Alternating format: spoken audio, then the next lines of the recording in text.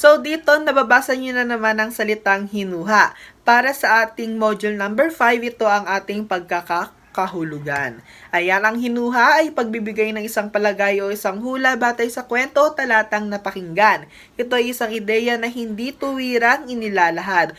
Para sa ating module number 6, ang salitang hinuha ay bibigyan nating pagkakahulugan na ang hinuha ay mga pangyayaring maaaring maganap batay sa kasalukuyang sitwasyon. Ginagamit ang mga salitang sa palagay ko, marahil, siguro, sa tingin ko, may posibilidad na sa pagbibigay hinuha sa mga maaaring maging kaganapan. So ito ay ang pagbibigay opinyon. Maaari din natin itong gamitin sa pagbibigay opinyon o ng saloobin natin. Ayan. So, nadagdagan ang inyong kaalaman ukol kung paano nga ba gumawa ng sariling hinuha. Para sa ating pagsasanay 1, gawin mo, panuto, piliin ang hinuha para rito. Bilugan ng letra ng tamang sagot. Unang talata, si Nila ay naiwang mag-isa sa kanilang bahay. Naisipan, maglaro ng luto-lutuan. Nagsindi siya ng kandila sa kanyang paglalaro. Ano sa palagay mo ang mangyayari? A. Magkakaroon ng sunog. B. Masarap na ulam ang maluluto ni Nila. C. Matutunaw agad ang kandila. At letter D. Matutuwa ang nanay ni Nila.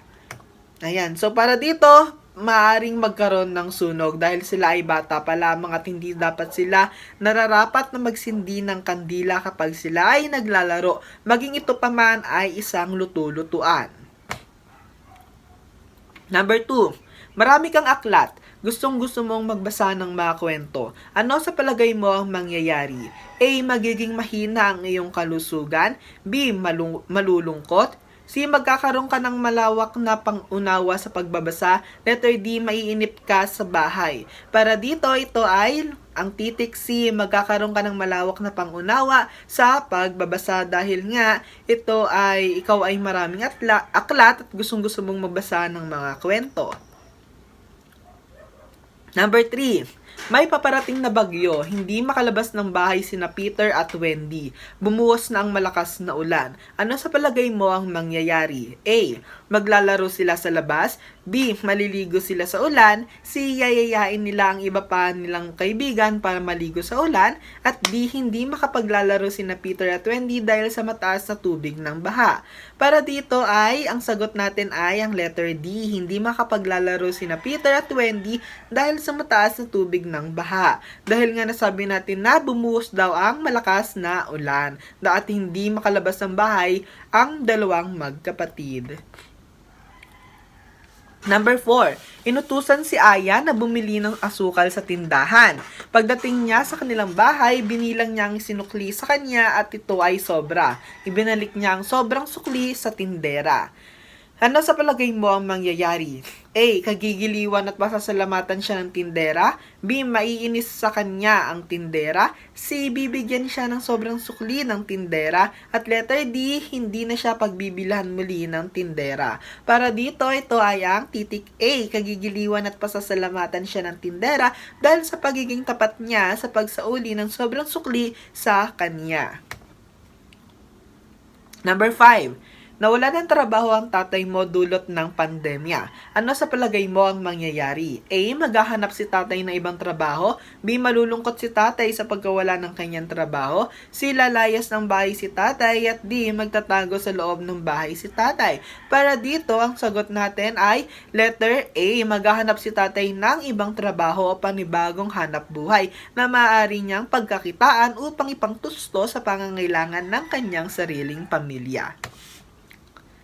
Para sa ating kalawang pagsasanay, subukin mo, lagyan ng check ang pangungusap ay nagbibigay hinuha sa kwentong nabasa at X kung hindi. Para dito, ang kwento natin ay may pangalan o may pamagat na si Bantay. Si Celso ay may alagang aso, Bantay ang pangalan nito. Mahal na mahal ni Celso ang kanyang aso. Isang gabi, tahol ng tahol si Bantay. Nagising si Celso at nakita niya na may lalaking biglang tumakbo papalayo sa kanilang bahay. So dito, may hinuha natin agad na may nagtatangkang magnanakaw o maaaring lumusob sa kanilang bahay. Ayan. Number 1, sa tingin ko may magnanakaw kaya tumatahol si Bantay. Ito ba ay maaaring hinuha ng kwento natin o hindi? So mahusay, ito ay isang hinuha na ating kwento. Number 2, siguro kung hindi nagising si Celso ay nanakawan na siya. Ayan, ang hinuhang ito ay isang tama, dahil kung hindi nagising si Celso ay nanakawan na siya dahil wala namang magagawa ang tahol ng aso upang mapaalis ang magnanakaw. Yon. Number 3, sa palagay ko may masamang balak ang lalaki. So, mahusay. Tama, dahil ang lahat ng magnanakaw ay may masamang balak. Ayan. So, walang magnanakaw na may mabuting hangarin. Yan.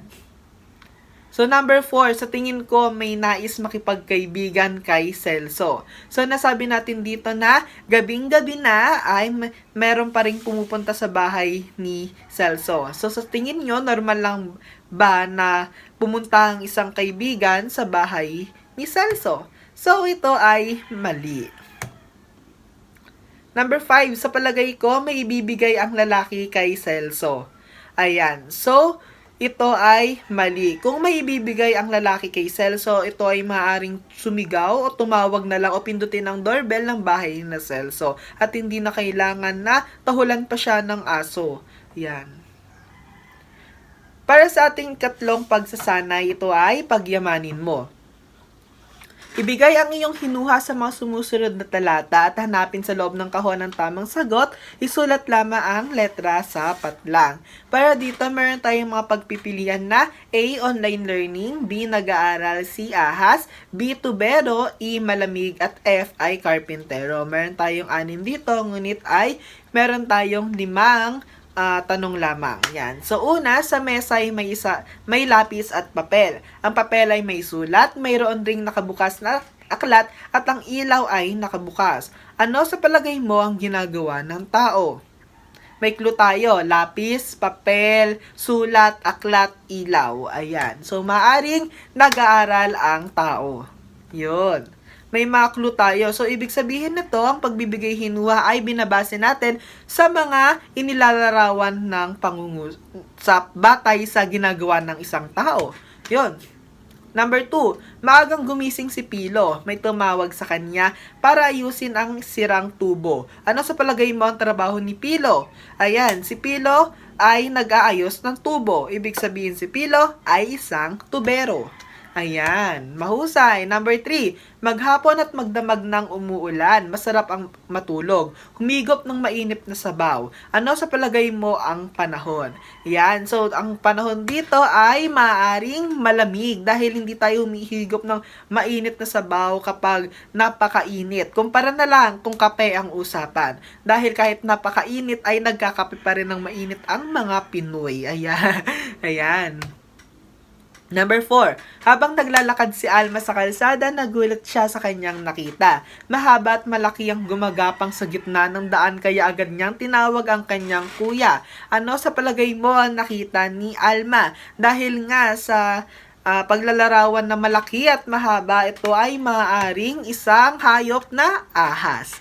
Ayan. Kaya siya ay nagulat. Number 5, ang lahat ng mag-aaral sa lungsod ng Pasig ay nakatanggap ng tablet para gamitin sa kanilang pag-aaral. Ano sa palagay mo ang gagawin sa tablet? Dahil ang tablet nga nasabi dito ay gagamitin daw para sa kanilang pag-aaral. Ibig sabihin ang tablet na iyon ay nakalaan para sa letter A, online learning. Yan. So, mahusay.